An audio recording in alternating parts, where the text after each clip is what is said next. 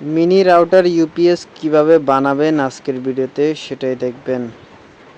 সকল প্রকার ইলেকট্রিক্যাল এবং ইলেকট্রনিক্স ভিডিও পেতে এমবিএস টেকনোলজির সাথেই থাকুন, লাইক কমেন্ট শেয়ার করুন।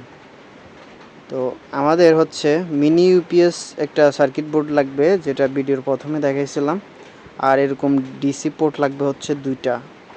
তো এই যে এই সার্কিটটার সাথে আমি সোল্ডারিং করে নিতেছি। এই যে এখানে 2টা সোল্ডারিং করে নিছি, একটা 9 ভোল্টের আর একটা হচ্ছে 12 ভোল্টের।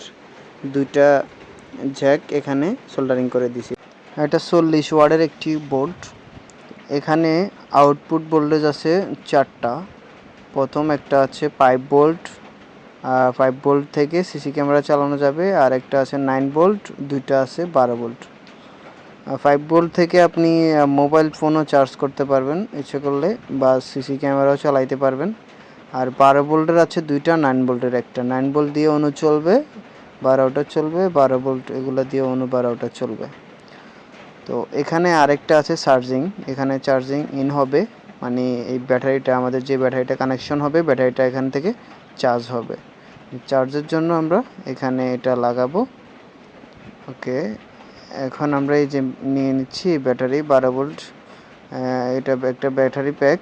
তো এটা আমি এখানে লাগাবো। এখানে 9টা ব্যাটারি দিয়ে একটা ব্যাটারি প্যাক বানানো হয়েছে। তো এটা এখানে আমি কানেকশন করব, কারণ এটাতে চার্জিং ব্যাকআপটা ভালো দিবে, এই জন্য এটা এখানে কানেকশন করব।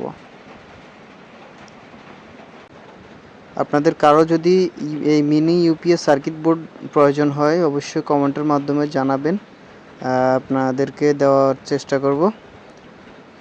ওকে, আমি ব্যাটারিটি এখানে কানেকশন করে নিচ্ছি। এই ব্যাটারিটি অলওয়েজ এখানে কানেকশন করা থাকবে। আর হচ্ছে এখানে 12 ভোল্টের একটা অ্যাডাপ্টার, মানে একটা চার্জার এখানে কানেকশন করা থাকবে 12 ভোল্ট চার্জিং লাইনে এটাতে।